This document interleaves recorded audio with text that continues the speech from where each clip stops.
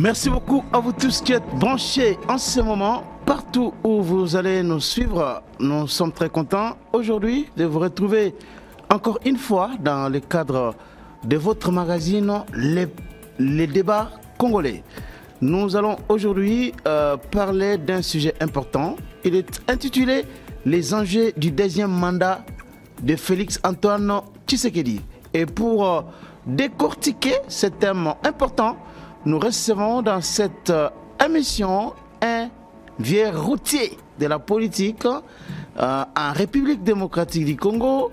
Il a été plusieurs fois mandataire. Il a occupé des fonctions importantes dans notre pays. Il était aussi candidat aux élections du 20 décembre 2023. Il s'appelle bien Monsieur André Alain Atundu Liongo, plus de 50 ans de carrière politique. Monsieur André Atundu, bienvenue dans cette émission. Bonjour Charles-Quint. Alors, mes meilleurs vœux, hein? Réciproquement, que le Seigneur vous accorde en abondance bénédiction, grâce, force et vigueur pour affronter toutes les péripéties de 2024. Amen, merci beaucoup et pareillement aussi à vous. Alors, le président Tshisekedi a prêté serment au Stade des Martyrs devant plus de 80 000 Congolais réunis, que des délégations, des chefs d'État venus un peu de partout en Afrique, mais aussi d'autres délégations venues de l'Europe, de l'Asie, des États-Unis. Monsieur André Alain Atundu, vous avez vu les différentes cérémonies d'investiture dans ce pays. Vous avez vu aussi ce qui s'est passé ce 20. Quelles sont vos impressions, votre réaction à chaud? Non, c'est une cérémonie grandiose, réussie, républicaine et démocratique. Sur le plan phénoménologique, c'était déjà une réussite. Le raz-de-marée humaine qui a inondé le Stade des Martyrs, vous avez parlé de 80 000 personnes, était impressionnant. L'affluence des chefs d'État, 16 présentement, est exceptionnelle. 16 chefs d'État dans une prestation de serment. 18, hein? 18. Non, 16 étaient là. J'ai compté. Ok. 16 ou 18, c'est tout comme. Mais c'est déjà impressionnant. Sans noter les chefs de gouvernement et tous les autres. Donc, c'était une cérémonie où le président était en communion à la fois avec son peuple et ses collègues. La région, l'Afrique, c'est très important. Leur présence signifie non seulement les encouragements au président Tshisekedi, c'est la rencontre, c'est le signe que le Congo est un exemple. Un exemple. Un exemple à suivre sur le plan démocratique. C'est ce que ça voulait dire? Est-ce que cela voulait aussi signifier que ils ont accepté les résultats des élections? C'est ce que ça veut dire aussi? Le sujet n'est pas à l'ordre du jour. Lorsqu'on accepte d'assister à une investiture, c'est que l'on a reconnu les résultats proclamés par l'organe compétent. Est-ce que pouvons-nous... Tous étaient d'accord. Et c'est aussi, ce témoignage contribue à disons, leur présence contribue à la crédibilité du processus électoral et des élections particulièrement. Alors, il y a eu aussi au niveau européen des représentants, mais d'aucuns disent que les grandes puissances ont rejeté carrément la réélection de Félix Tshisekedi. Voilà pourquoi ils étaient représentés par des sous-fifres, M. Atundu. Ce n'est pas mon impression. Et lorsque quelqu'un, fût-il huissier, représente son État, il n'est plus sous-fifre, il est le représentant d'un État souverain, grande puissance, puissance moyenne. Donc, Il n'y a pas de Des sous-fifre. sous-secrétaires, des secrétaires adjoints Mais aux affaires non. étrangères. Non, ils n'étaient pas là à ce titre. Ils étaient là au titre éminent de représentants d'un État. Donc, si vous, journalistes, vous êtes désignés pour représenter le président Tshisekedi à une cérémonie au Congo, vous serez traité en chef de délégation et non en journaliste. Est-ce que ça ne témoigne pas aussi, ça n'a rien à voir avec la considération que l'on peut avoir d'un pays lorsqu'on envoie un sous-secrétaire au lieu peut-être que l'on envoie un ministre des Affaires étrangères à la limite? Ce qui est important, c'est d'envoyer un représentant. C'est ce qui est important. Quel que soit son statut sur le plan interne ou international. Il représente les États-Unis. Eh bien, essayez donc de les traiter en sous-fifre et vous verrez la réaction des États-Unis. Ah bon? Ah bien sûr. Si vous négligez son représentant au motif qu'il est sous-secrétaire, sous-fifre, etc., mais les États-Unis vont considérer cela comme un acte inamical et ils ne manqueront pas de réagir auprès des affaires étrangères.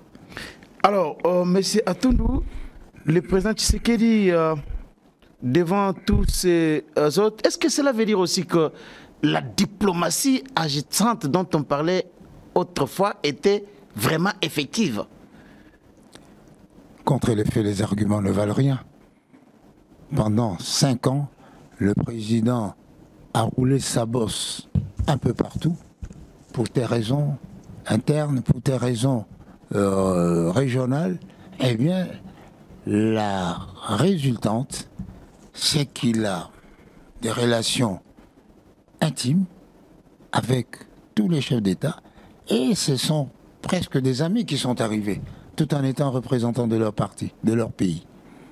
Museveni absent, Paul Kagame aussi absent? Je ne pense pas que Paul Kagame ait été invité. Museveni a présidé une réunion de non-alignés à Kampala, donc c'est un contretemps normal.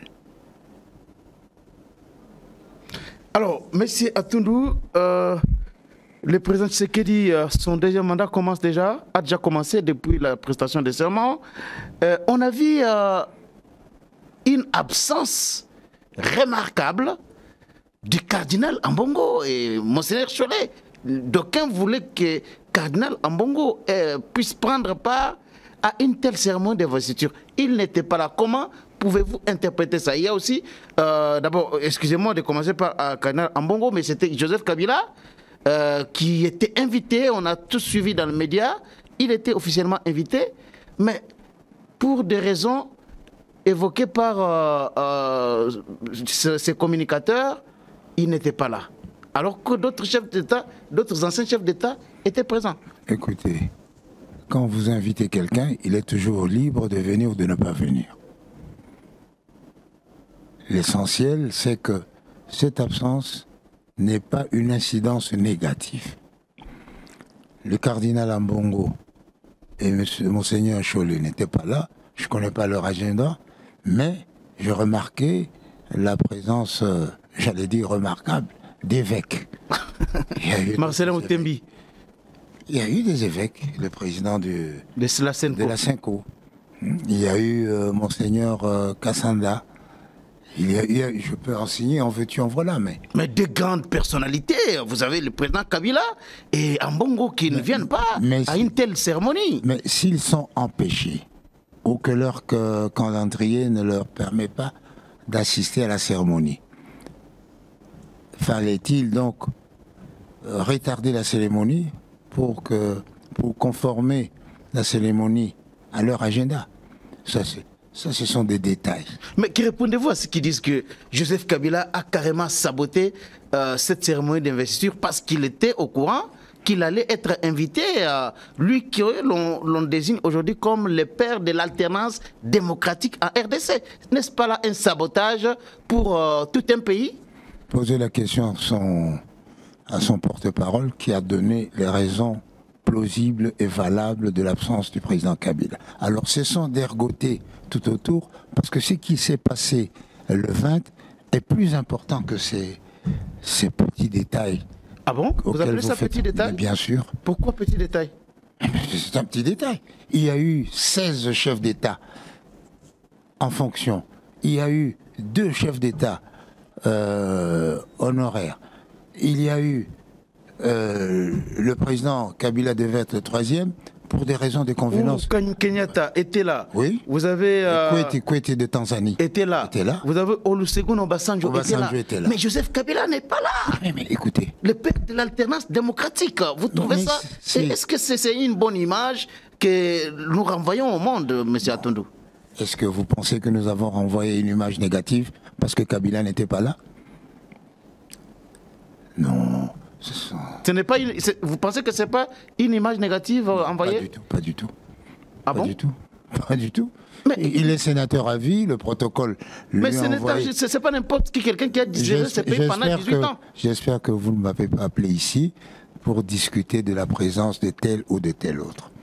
Parlons de choses beaucoup plus importantes, le discours du chef de l'État et les attentes des populations congolaises. Sinon, vous allez me dire, mais pourquoi Sassou n'a pas porté le safari? Il est venu en costume 3 pièces. Pourquoi Edith Déby est venu en... Moi, je pose des questions que les Congolais se sont posées. Ce sont des questions... Écoutez, pour votre émission, n'allez pas au ras des pâquerettes. Soyez haut. Qu'est-ce qui est important? C'est la présence importante et essentielle des personnes invitées. Qu'est-ce qui est important? C'est l'invitation sans exclusive adressée aux anciens et aux présents. Alors chacun gère en fonction de son emploi de temps. Ça. Je ne sais pas si l'absence de Kabila a provoqué une colère, une sainte colère du président. Des questions dans les chefs de Congolais qui il vous appartient aussi d'éduquer les Congolais, de voir l'essentiel plutôt que les petits détails inutiles. Alors, M. Atondou, deuxième mandat du président Tshisekedi, un discours tenu au Stade des Martyrs. Le président Tshisekedi a parlé de beaucoup de choses, notamment de l'unité. L'unité, mais il a tenu ce discours dans un contexte de fractures sociales, de divisions, de conflits communautaires en RDC. Est-ce que vous pensez qu'il a vraiment les moyens de réunir aujourd'hui les Congolais? D'abord, pour la vérité des choses, il faut reconnaître que la cérémonie d'investiture, par sa publicité et son caractère démocratique, était un moment de communion des Congolais entre eux, de cohésion des Congolais entre eux. Il n'y a pas eu des signes d'hostilité vis-à-vis de qui que ce soit. Ah, l'opposition avait appelé à la manifestation. Non, je vous dis ceux qui étaient là. Ok. L'opposition a appelé, mais ont-ils réuni le nombre de gens nécessaires? Donc, le message passé par le raz-de-marée humaine, par la solennité de l'événement, ne peut pas vous laisser ignorer que dans son discours, le président a fait montre d'abord d'une grande modestie. Au regard de l'écrasante majorité, de l'écrasante victoire électorale. Il a fait preuve de modestie. De modestie. Il n'est pas triomphaliste. Son discours n'est pas le discours d'un président triomphaliste. Je les ai écrasés, qu'est-ce qu'il fait? Au contraire. Deuxièmement, il a fait montre de générosité. il a reconnu que légitimement, ils étaient en droit d'espérer une place dans la gouvernance du pays, notamment en désignant le porte-parole de l'opposition et ceux qui voudraient. Ils pourraient entrer dans le gouvernement si il y a accord avec le président. C'est ce qu'il a dit? Vous avez l'impression qu'il a dit ça? Interprétation. Oui. Une interprétation. Okay. C'est une ouverture. Le président s'est ouvert, n'est-ce pas? Probablement. Il n'y aura pas. Tous les ministres ne sortiront pas du Parlement. Tous les ministres ne sortiront pas des institutions ou des organisations politiques. Il y aura aussi des personnalités. Donc, en cela, je crois que le président de la République a joué son rôle de garant de la nation et de l'unité nationale. Donc vous pensez que Tshisekedi n'a pas été triomphaliste, il a été modeste, il a été rassembleur dans son discours et certains ont dit que pourquoi s'il était beaucoup plus élégant, il allait citer même les noms de ses challengers, de ses adversaires politiques. Oh. Ça, c'est des gens qui comme on les voit un peu ailleurs. Ça, non, pas ailleurs. Pas ailleurs. On ne va pas citer tous les 26 candidats à l'occasion de l'investiture du président de la République. Non. Il a eu une pensée et même des propos aimables à l'égard de tous ses concurrents qui ont perdu. Dans un discours officiel. Mais c'est un acte historique parce que ça reste. Un acte historique? Oui. Parce que ces propos, vous prenez ce discours, on dit, ah, mais c'est qui? Ah, c'était tel, ah, il a été cité. Alors, M. Atundou, je parlais de division ici, on a vu ça pendant la campagne électorale. Vous avez parlé abusivement de fractures. De fractures sociales occasionnées par les discours tenus pendant la campagne électorale. Est-ce que vous pensez aujourd'hui que le président Tshisekedi a les moyens qu'il faut pour rassembler les Congolais? D'abord, le président était le premier à dénoncer le discours de haine et de division. L'organe habilité à veiller à cet aspect des choses, je crois que c'est le CESAC, n'a pas exprimé une opinion appuyant vos propos, étayant vos propos. Donc, tout s'est passé raisonnablement. Mais il ne faut pas confondre la fracture et l'effervescence électorale. Il y a eu des gens, bon moi, je passe par là, un tel passe par là, mais nous ne sommes pas divisés. Nous sommes répandus sur l'ensemble de la République. Mais après, nous nous rencontrons. Bon, mais lorsque vous regardez aujourd'hui les conflits qu'il y a entre Kassaïens et Katangé, vous allez aussi dans la province orientale, il y a des conflits là-bas, des rivalités, des clochers, tout ça, vous ne voyez pas que ce sont des défis majeurs? Je crois savoir que nous sommes à peu près combien? 450 ethnies. Alors 450 ethnies, les conflits entre voisins, c'est les choses les plus courantes.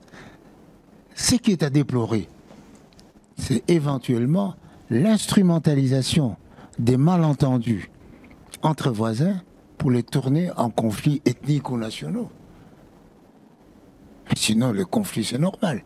Votre enfant passe, bon, il renverse ceci, on le tape, vous fâchez, et puis après, c'est fini.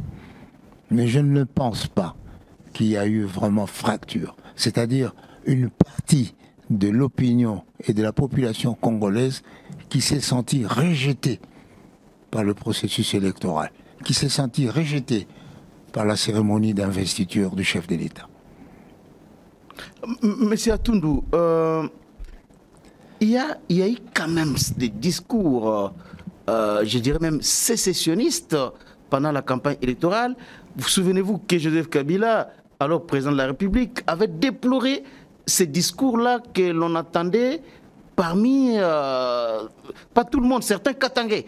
Qu'est-ce que le président Tshisekedi peut faire aujourd'hui pour mettre ensemble notamment les Kassaïens et les Katangais, parce que c'est un point important. Il y a eu mort d'homme et nous avons enregistré des cas comme ça à Lena, à Fungurume, à Malembankoulou. Sans minimiser. C'est qu'il peut faire quoi? Sans minimiser la mort, sans minimiser le fait de mort d'homme. Le conflit Kassaïen, Katangais, c'est un conflit récurrent. Aux sources ethnologiques, parce que vous le savez très bien que Kassaïen et Katangais proviennent d'une même souche, du moins les Balouba.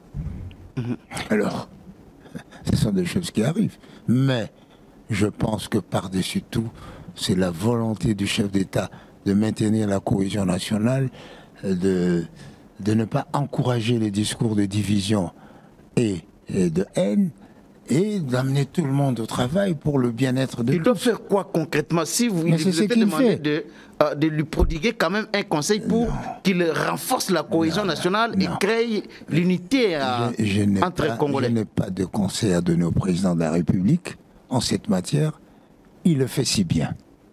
Ah bon? Il le fait si bien. Il n'a jamais soulevé une partie de la population congolaise contre les Kassaïens, contre les Katangais, contre les Bangalas, contre nous. Il a toujours dit que ce pays appartient à tous et que tous doivent travailler. Sous la houlette, évidemment, de celui qui est le représentant de la nation. Donc, il est dans son rôle et il le fait bien. Alors, dans son discours, le président Tshisekedi a dit qu'il s'engage à ce que les erreurs du passé ne puissent pas se reproduire. Selon votre entendement, quelles étaient ces erreurs-là? Vous, en tant qu'expérimenté en politique, quelles ont été les erreurs que vous avez décelées et lesquelles ont fait que le président puisse revenir là-dessus? Bon, de façon générale, ce sont les voies choisies qui ne lui ont pas permis d'agir en efficacité, d'atteindre le résultat escompté. C'est éventuellement l'erreur de casting, des gens qui n'étaient peut-être pas aptes, n'est-ce pas, à telle fonction ou à telle autre. Mais ce n'est pas dans un discours officiel comme celui-là et solennel et qu'il va faire un jugement contre tel ou contre tel autre. Il prend l'engagement parce que le peuple a parlé. La population se plaint. Vous avez fait ceci, votre entourage, etc. a dit, je vous ai compris et j'en tirerai les conséquences. Notamment pour que les erreurs, c'est-à-dire les conséquences néfastes de certaines décisions, de certains comportements, ne puissent plus se reproduire. Quelle décision, par exemple, quel comportement? Pour ne puisse pas porter préjudice au peuple congolais de façon générale. Vous n'avez pas de cas précis à épingler? Bon, c'est général. Hein. C'est une évaluation de 5 ans. Et donc, en 5 ans, on ne va pas s'appesantir sur des détails. On voit sur la tendance générale. Le président s'est rendu compte, comme tout être humain, qu'il ne pouvait pas tout faire. Et même ce qu'il pouvait faire, il n'avait pas tout fait. Et donc, il se dit, c'est certainement, soit les structures sont inadaptées, soit une erreur de casting, soit une erreur d'objectif. Il a tout synthétisé et conceptualisé en disant, les erreurs du passé ne peuvent plus... Je ferai en sorte que les erreurs du passé ne puissent plus survenir. Alors, M. Atundu, parce que vous parlez de manière générale, moi j'aimerais épingler quelques cas que les gens évoquent, mais avant que j'aborde cet aspect-là, il y a ceux qui sont inquiets et qui disent que le deuxième mandat du président Tshisekedi, ça va consacrer presque un monopartisme avec un parlement monolithique. Et l'Église catholique, dans sa déclaration récente, a même dit que le pays est en danger de basculer dans un quasi-monopartisme. Quelle est votre réaction? À peine 6% de l'opposition à l'Assemblée nationale. La démocratie n'est-elle pas en danger en RDC? Alors, je voudrais savoir si toutes ces personnes-là ne sont pas pour la démocratie. Parce que si le Parlement a une majorité de l'union sacrée, c'est le jeu démocratique. Si l'opposition a une portion congrue, c'est un peu de sa faute. Ah Ils bon? n'ont pas su se mettre ensemble et travailler en synergie. Par exemple, on dit, bon, nous sommes 22, ben, nous prenons un adversaire, nous prenons un de nôtres pour combattre, pour compétir avec le président Tshisekedi. Comme ça, bon, au lieu de 12, 13, etc., on pourrait avoir peut-être 2, 3, 4, 5 millions. Mais, ceci dit, la démocratie a ses réalités. Il y a quelques années, le président Chirac avait obtenu, à la faveur d'une dynamique du moment contre Jean-Marie Le Pen, avait obtenu 86% de voix à l'élection présidentielle au second tour. Des esprits malins et malsains ont qualifié de score soviétique. Le score soviétique, c'est un score dicté d'avance, mais celui-là, il est le fruit de la population. Et la conséquence logique est que si vous avez 86%, ben, qu'est-ce que vous pouvez faire pour ne pas creuser l'écart? La même chose. Le président Tshisekedi 73%, c'est aussi score à la soviétique, hein? Non. C'est ce que disent d'aucuns. Mais c'est un score démocratique. Le score à la soviétique, c'est un score qu'obtient celui qui est soutenu par le régime en l'absence de tout autre. Ici, il y a eu 26, je crois, candidats. Deux poids divers. Alors, que parmi tous ces candidats, qui avait la tâche facile d'attaquer le bilan du président Tshisekedi? Eh bien, ils n'ont pas réussi à faire mieux que cela. Ça veut dire que le peuple a compris et a préféré soutenir massivement celui qui représente l'espoir, qui incarne le renouveau dans la gouvernance de notre pays. Mais la SENCO et les CC ont été très durs envers la CENI, surtout en ce qui concerne les élections législatives.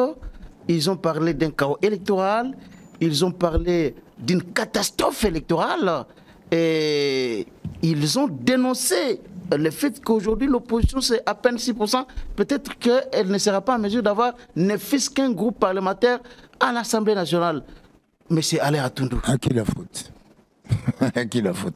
C'est à l'opposition. Et l'Ogli a dit que c'était planifié. Hein? Écoutez, quelqu'un qui gère un pays ne peut que planifier cette organisation. Mais cela ne veut pas dire qu'il est contre. Planifier quelle organisation? L'organisation des élections. Pour dire, voilà, nous allons avoir les élections le 20 décembre, je m'engage, je fais ceci, et celui qui est chargé d'exécuter planifie le processus. Je ne sais pas quelle connotation vous donnez au mot planifier. Planifier presque la disparition de l'opposition, hein? L'anéantissement de l'opposition. C'est, si vous me permettez cette expression qui pourrait paraître dure, c'est à cause de leur propre turpitude. J'ai eu à vous le démontrer. Ils étaient incapables de s'unir.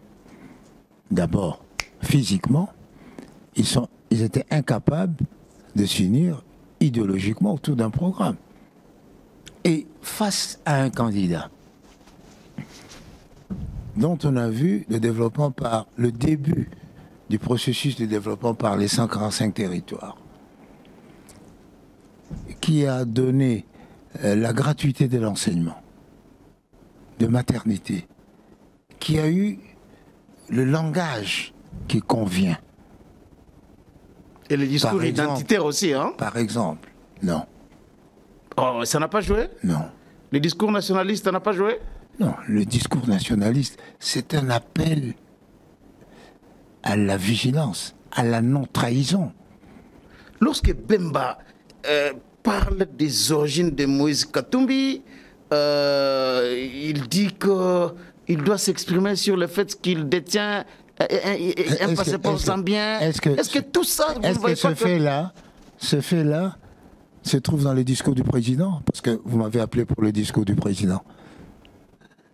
Ce fait-là, il est de la famille politique du chef de l'État aujourd'hui. Hein. Est-ce que ça se trouve dans les discours du président? Et le président n'a pas condamné ça, hein? Ça, c'était avant.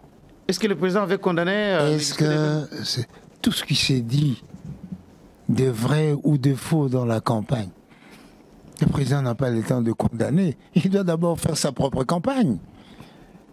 C'est normal. Donc, le discours identitaire, vous pensez que ça n'a pas joué en faveur de Félix Tshisekedi? Lorsqu'il rappelle au peuple qu'il s'agit de la défense de l'intégrité de notre territoire, les Kamamabélé, il s'agit de la souveraineté de notre pays, il s'agit d'améliorer les conditions sociales de nos compatriotes. De lutter contre les candidats de l'étranger aussi. Hein.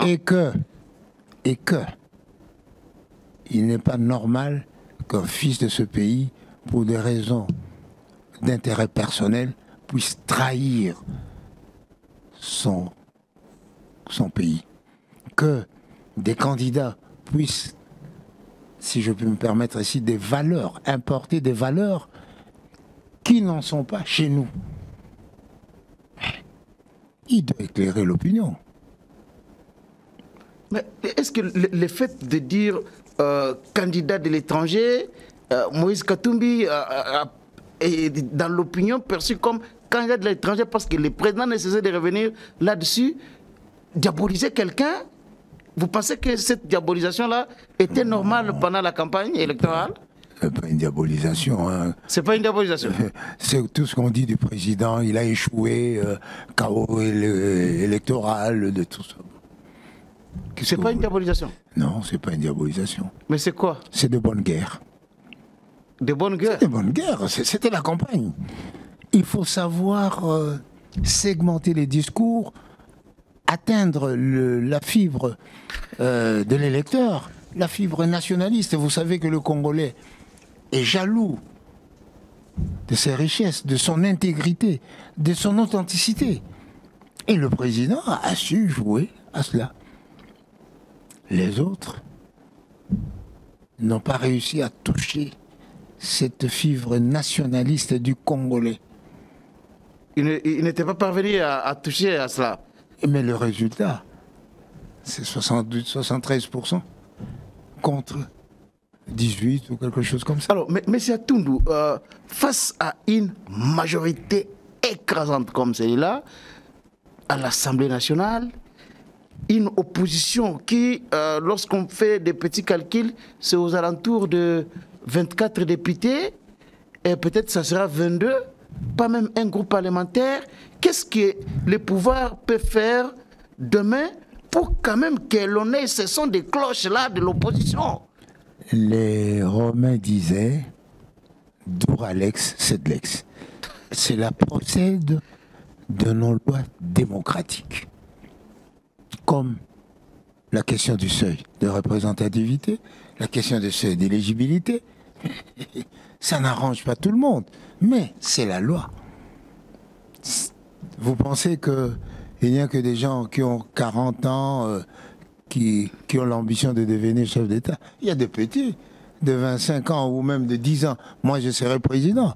Mais comme il ne peut pas postuler, il attend. Mais si vous ne remplissez pas les conditions, bien, vous n'avez qu'à vous en prendre à vous-même, pas au système. Est-ce qu'on sera face à un vrai débat démocratique dans un parlement presque monolithique comme celui-là? Bien sûr. Bien sûr, parce que tous les gens de la même famille politique. Les sujets, même vous, avez toujours une même opinion sur une question le matin et le soir. Lorsque le Parlement siège, il travaille pour l'intérêt bien compris de la nation. C'est-à-dire, il forge l'intérêt national en fonction des contradictions et des différences d'opinion. C'est de ce choc-là que jaillira un moyen terme pour sauvegarder les intérêts de la République. Mais c'est normal. Ce n'est pas parce que nous sommes tous de l'Union sacrée que nous sommes tous d'accord. Vous avez suivi. Il y a ceux de l'Union sacrée aussi qui contestent les élections. Législatives. Parlons de façon générale, législatives, nationales ou provinciales. Tout à fait. Donc ça veut dire que, et pendant qu'eux protestent, mais l'opposition accepte les résultats en ce qui les concerne. Donc, vous voyez que ce n'est pas parce qu'on est tous de l'Union sacrée qu'on va sacrifier l'intérêt bien compris de la nation, le bien-être des populations, rien que parce qu'on n'a pas cherché le pouvoir pour le pouvoir, on a cherché le pouvoir pour servir le peuple, pour améliorer notre destin, notre vécu quotidien et poursuivre notre destin.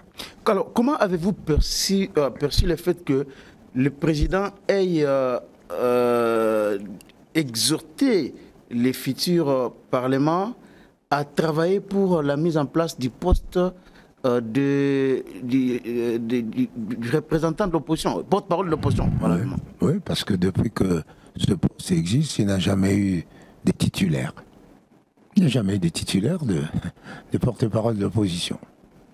Pour des raisons internes aux oppositions historiques. Aux oppositions historiques, c'est-à-dire le premier mandat, le deuxième mandat, et maintenant c'est le troisième.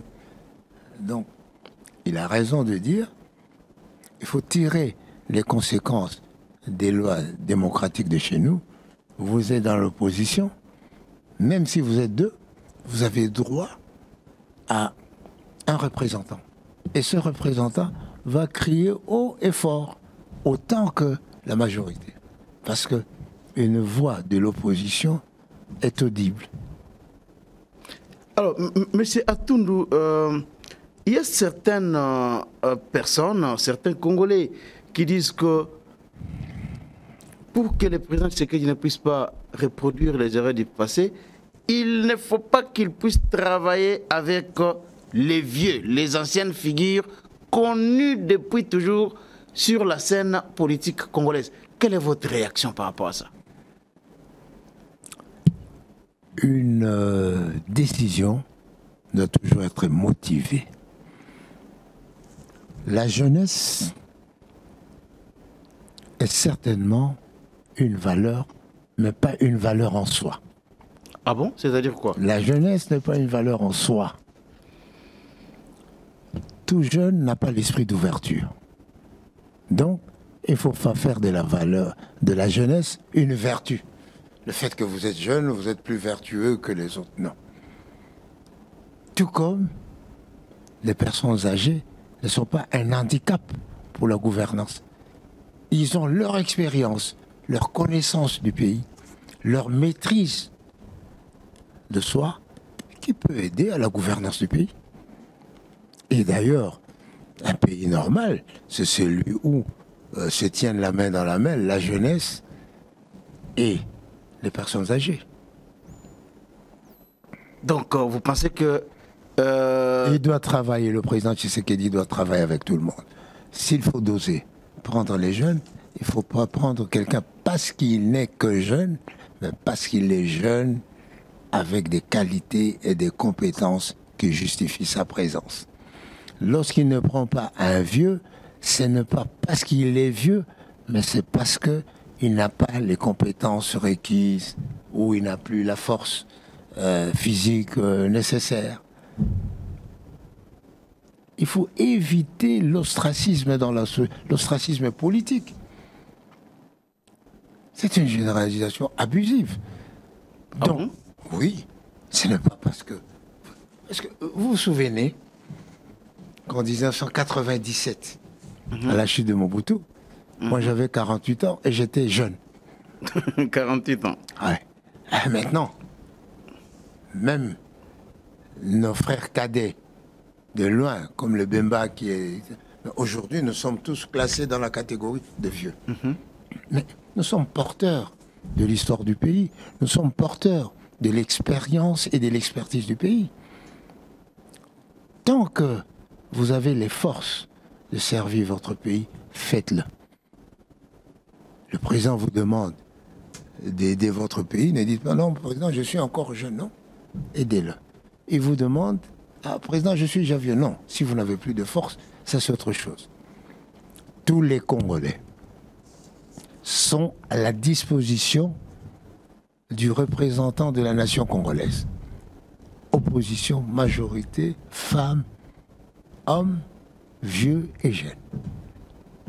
Alors, M. Atundou, une autre question, un autre problème, si vous voulez, c'est les autorités morales des partis politiques, des regroupements politiques qui veulent toujours revenir ministres, occuper des postes importants. Est-ce que vous pensez que le président est obligé, parce que toutes ces autorités morales l'ont accompagné, il est vraiment obligé de travailler avec tous ceux-là qui ont mouillé le maillot pour sa réélection? Je crois que le président a donné un début de réponse. Il a donné un début de réponse. Il va travailler avec tout le monde. Il va travailler avec tout le monde. Je dis bien obligé. Il va travailler avec tout le monde. Les lois démocratiques font que si vous avez autant, vous avez autant de ministres, vous avez autant, vous pouvez prétendre à ceci. Mais le président a toujours une marge. Une marge. Dans d'autres pays, c'est beaucoup plus formel. Il y a des sénateurs élus, il y a des sénateurs désignés. Donc, laissez quand même au président la liberté, conformément aux dispositions pertinentes de la Constitution, de se choisir les collaborateurs qu'il estime capables de l'accompagner dans son deuxième mandat. Mais est-ce que le fait que les autorités morales veulent toujours prendre leur grande part du gâteau, s'il n'est pas sur la liste pour aller au gouvernement, ou bien ça crée des problèmes? Vous pensez que ces revendications-là sont légitimes parce que ce sont eux qui ont financé des candidats députés, ce sont eux qui ont investi beaucoup d'argent dans ce qu'aujourd'hui les gens appellent les affaires politiques, et ils doivent quand même se retrouver, hein? Ces revendications ont une source, ont une origine. C'est notre démocratie qui dit que pour avoir,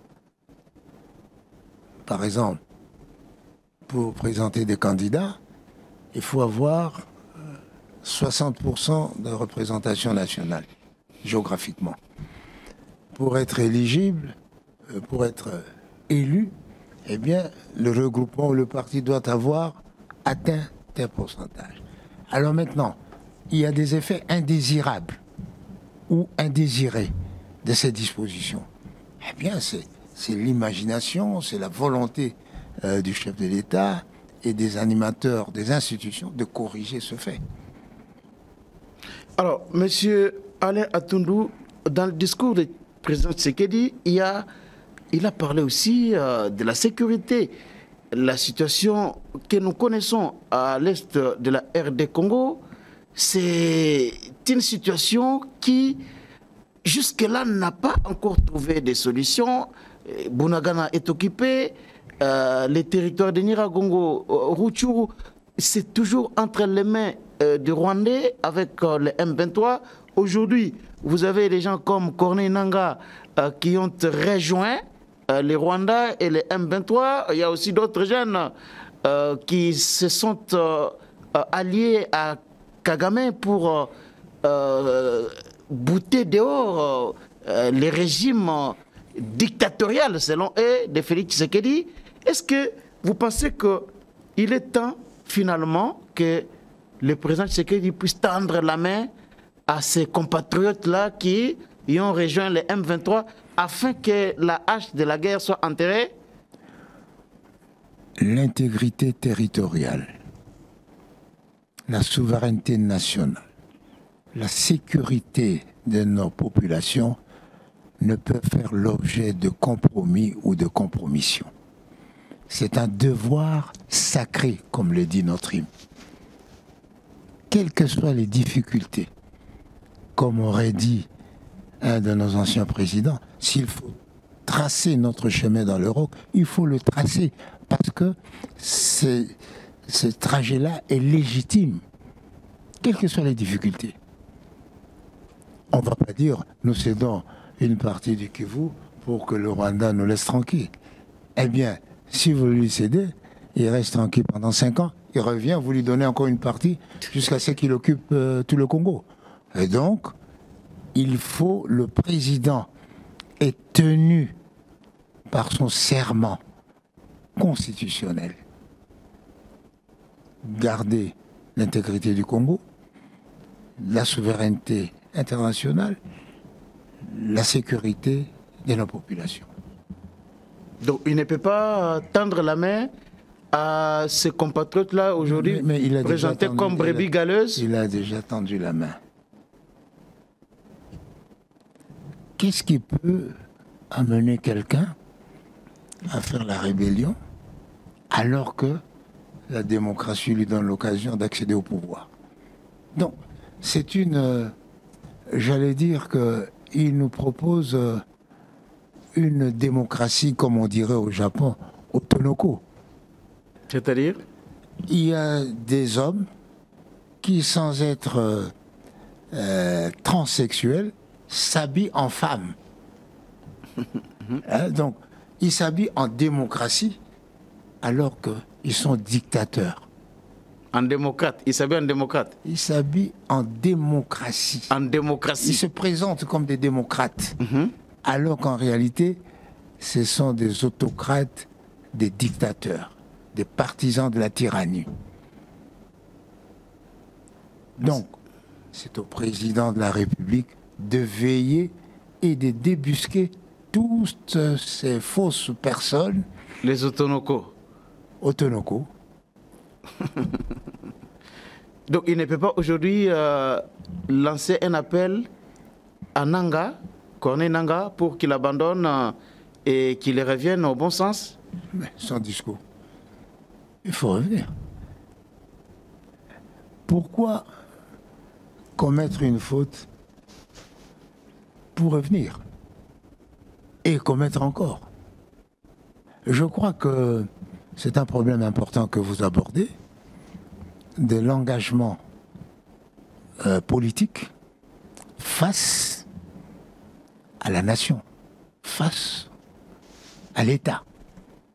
On ne peut pas trahir son pays parce que c'est le prix du pouvoir. On ne peut pas trahir son pays pour avoir le pouvoir. Il faut mourir. Il faut savoir mourir pour son pays, pour sauvegarder la souveraineté, l'intégrité, et que la nation vous soit reconnaissante. Alors, monsieur Atundu, est-ce qu'aujourd'hui,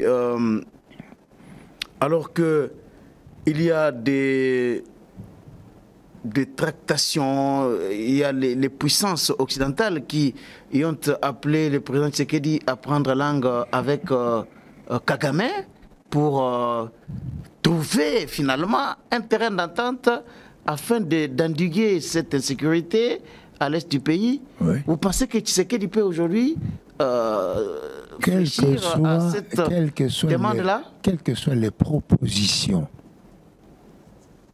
aucune ne peut signifier l'abandon de la souveraineté.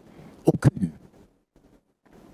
Israël et les Palestiniens se battent, les Hamas. Au Qatar, ils ont parlé. Donc il y a toujours un pont de dialogue pour essayer de ramener chacun à la raison. Ici, le Congo n'a refusé personne. Mais il ne faut pas se moquer du Congo, le défier comme si vous étiez plus que l'ensemble des Congolais. Soyons patriotes. Souvenons-nous du sacrifice des pères d'indépendance, du sacrifice de Lumumba, de Mouzé, du combat de Mobutu pour l'authenticité, du combat de Tshisekedi pour être nous-mêmes. Alors, pour une raison de frustration personnelle ou d'état d'âme passager, vous décidez de trahir votre pays, votre peuple, votre entourage. Le moins qu'on puisse dire, c'est que ce n'est pas sérieux. Alors, M. Tundu, dans le discours du président Tshisekedi, il a aussi parlé de la prospérité. Il a parlé des 6 engagements et puis les 3 initiatives présidentielles pour atteindre finalement le développement. Alors, d'aucuns disent qu'il y a eu, lors du premier mandat du président Tshisekedi, beaucoup de gabegies financières, il y a eu des cas de corruption, de détournements avérés, mais la justice n'a pas pu faire son travail et certains détourneurs, entre guillemets, sont là autour du président de la République. Qu'est-ce que vous pouvez dire par rapport à ça? Je ne peux pas mieux dire que le chef de l'État lui-même. Il fera tout ce qui est en son pouvoir pour que les erreurs du passé ne se reproduisent plus. Juste ça. Ah, mais c'est ça, c'est un engagement fort. C'est un engagement fort aux implications collatérales inconnues. Donc ça veut dire que cette fois-ci, il sera beaucoup plus autoritaire pour qu'il soit arrêté. Je ne suis pas son directeur. En désordre, tout cela qui vont détourner. Je ne suis pas son directeur de conscience ni son préfet pour dire aujourd'hui arrêter Charles Quint, demain relâcher Madame Lissanga. Non. Le président a fait une déclaration de principe. Les modalités pratiques, ce n'est pas à lui seul de le mettre en œuvre. C'est des institutions d'appui au président de la République, c'est-à-dire essentiellement le Sénat, l'Assemblée et les autres institutions, la justice, l'armée, etc. Donc, faisons confiance au président, donnons-lui toutes les chances. Eh bien, ne les distrayons pas par des trahisons, des actes de trahison pendant qu'il est en train de combattre l'ennemi rwandais. Merci beaucoup. Nous sommes à la fin de cette émission. Monsieur André Alain Atundu, votre mot de la fin. C'est d'abord de féliciter le président Tshisekedi pour sa réélection triomphale. Ensuite, l'encourager et demander pour lui, de la part du Très-Haut, grâce, force et vigueur pour relever tous les défis qu'il a cités en 5 ans.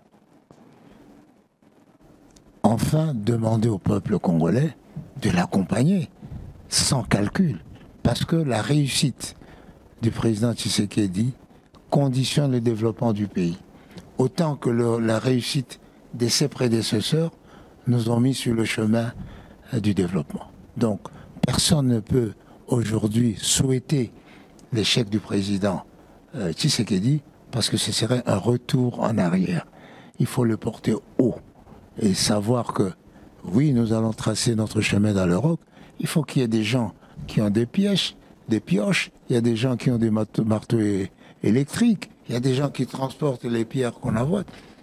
Il faut que tout le monde travaille pour la réussite de ce mandat du chef de l'État. Merci beaucoup, M. Atundu. Merci beaucoup à vous, très chers téléspectateurs, restez branchés sur votre chaîne et surtout abonnez-vous massivement sur GCR Congo Télévision. Abonnez-vous, partagez, aimez toutes nos émissions. Nous allons vous retrouver encore très prochainement dans un autre numéro du débat congolais.